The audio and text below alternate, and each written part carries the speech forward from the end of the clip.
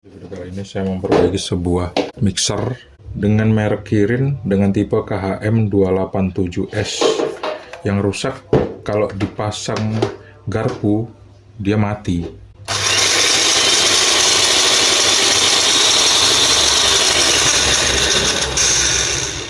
Kedengeran suara gearboxnya yang jelek nih. Coba kita pasang garpunya. Kita hidupin. Bismillahirrahmanirrahim. Tuh. Mesinnya mau muter tapi garpunya macet. Artinya gearboxnya rusak. Biasanya sih seperti itu. Langsung aja, ayo kita bongkar bareng-bareng.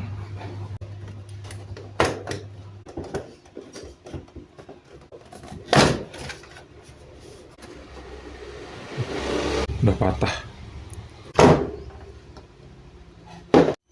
Ini dia udah kelihatan kerusakannya. Yang rusak adalah gearboxnya tuh udah cekung, udah aus, jadi harus diganti dengan gearbox yang baru. Ayo kita lepas gearboxnya seperti ini, tarik baling-balingnya. Baling-balingnya susah dicabut ternyata. Melepasnya agak susah ini. Coba aja kita paksa congkel seperti ini. Karena cuman ini caranya. Nah, buka juga akhirnya kan. Terus kita buka ini, ada sebuah sekrup. Biasanya kalau dibuka satu aja bisa. Nah, seperti ini. Ada ringnya. Ringnya atas bawah. Posisinya seperti ini, yang panjang ada di bawah. Ada 4 ring di setiap pertemuan antara logam dan plastik ini. Ini ya, rusak. Udah cekung, harus diganti dengan yang baru.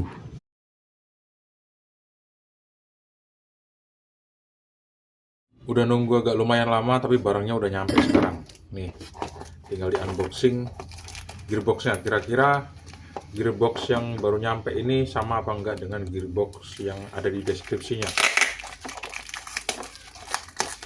Langsung aja kita bongkar.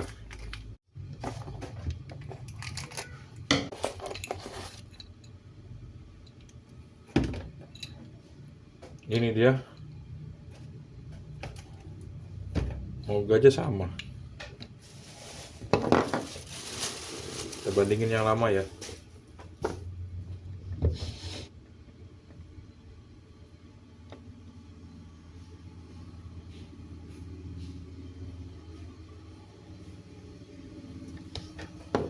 Sama. Mantap. Jadi langsung aja kita perbaiki karena gearboxnya sama persis. Langsung aja kita pasang, kayaknya sih nggak banyak kendala sekarang. Kayaknya sih nggak bakal banyak kendala. Yang jelas ini kita tarik dulu seperti ini. Bagian yang panjang biasanya di bawah. Tapi sebelum itu kita harus kasih ring. Karena aslinya pakai ring. Atas dan bawah.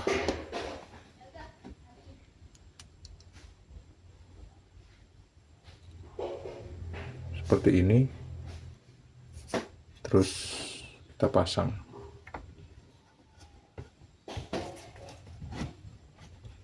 Iya.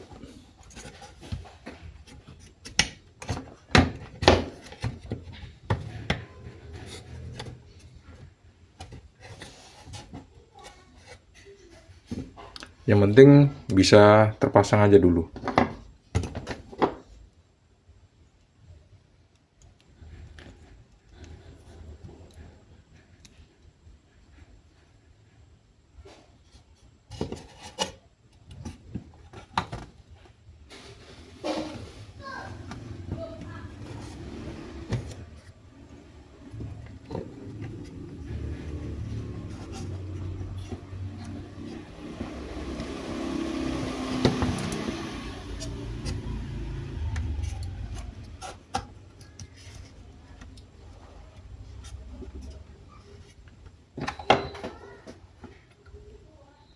Terus kita pasang penguncinya ya.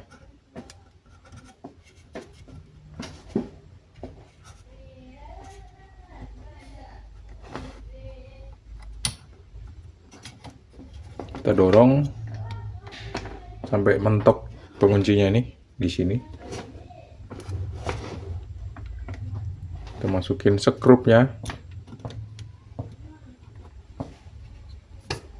puter deh pakai obeng.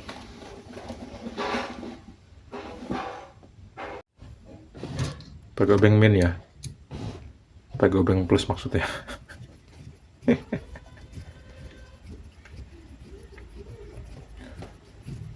Pelan-pelan. Kira-kira kalau misalnya miring, pastiin dia nggak miring. Oh, ini kebalik, yang satu masangnya. Pantes kok nggak sinkron. Kebalik, jadi harus dilepas lagi deh.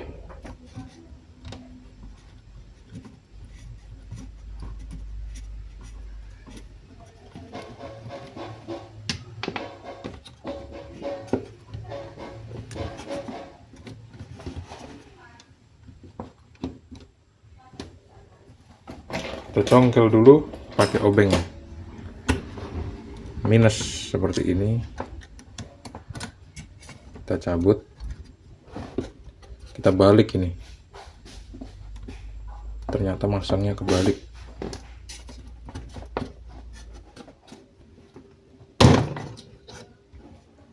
Yang bener gini loh.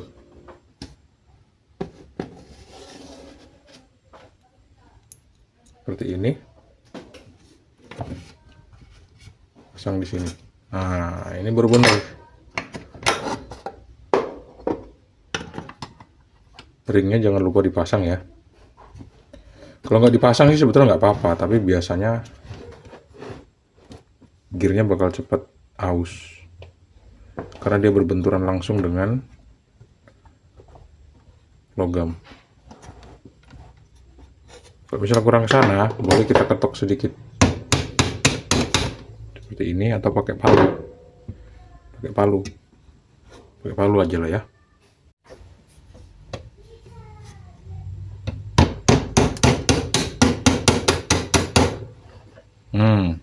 Baru rapat bener nih.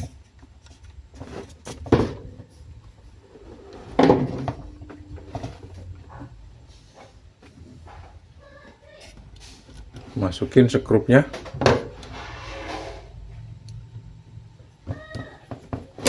Aduh, ketatin deh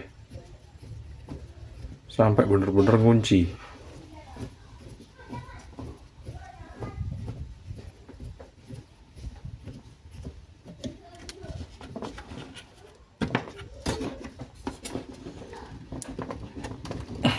Dah, bisa kuat-kuat nanti dol.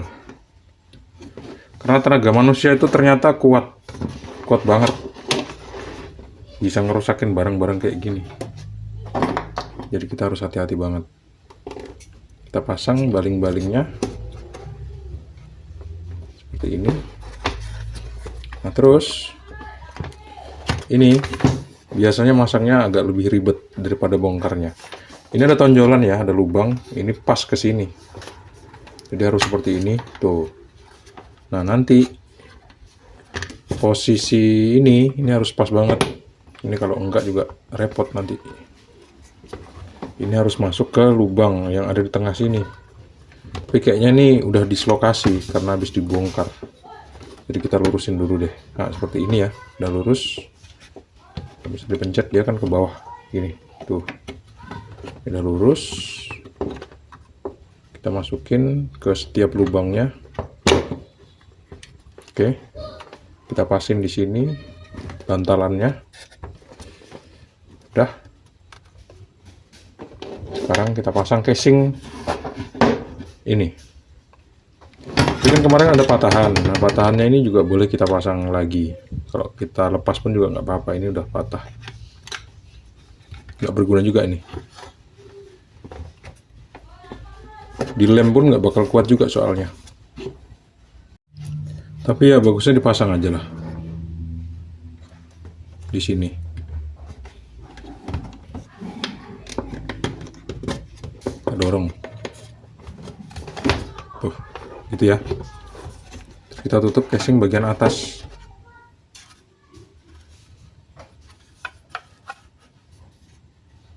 Ini tonjolan ini harus masuk ke sini.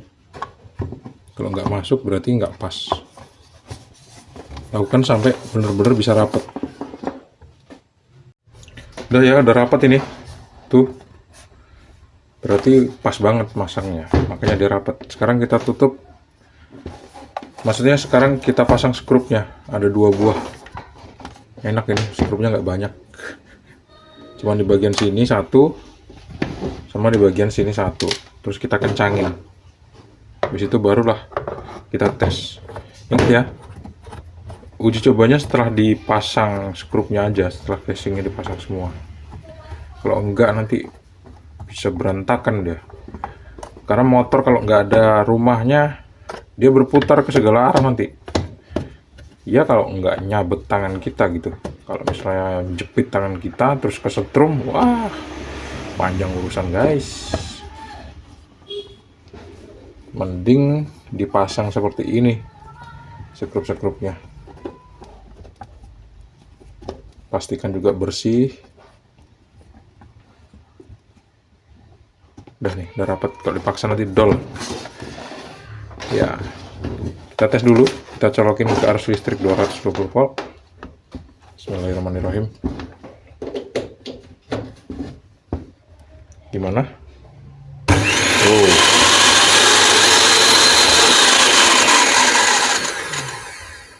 Normal ya hidupnya. Sekarang coba kita tes pakai garpu. Garpunya kita colokin di sini atau pengaduknya kita colokin di sini. Passing. Kita hidupin. Bismillahirrahmanirrahim. Oh.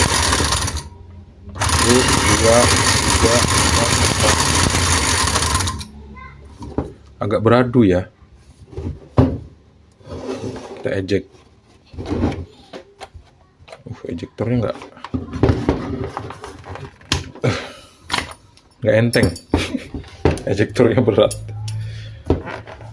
Kalau agak beradu antara pengaduknya bengkok atau memang gearboxnya ini nggak standar. Meskipun kita belinya yang standar, tapi itulah kenyataannya ya. Sering kita mendapati kalau gearbox itu misalnya nggak kita beli di official store-nya atau untuk khusus merek ini, dia bakal kayak gitu beradu. Bismillahirrahmanirrahim, kita tes lagi.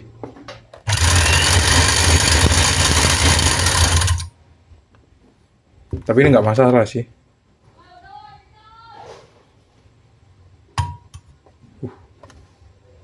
Coba kita tes lagi ya. Bismillahirrahmanirrahim.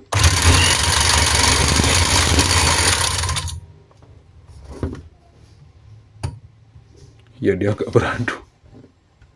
Agak beradu. Bukan salah gearboxnya sih. Kadang-kadang ininya udah bengkok. Nih, udah nggak presisi tuh. Kelihatan kan jaraknya? Jarak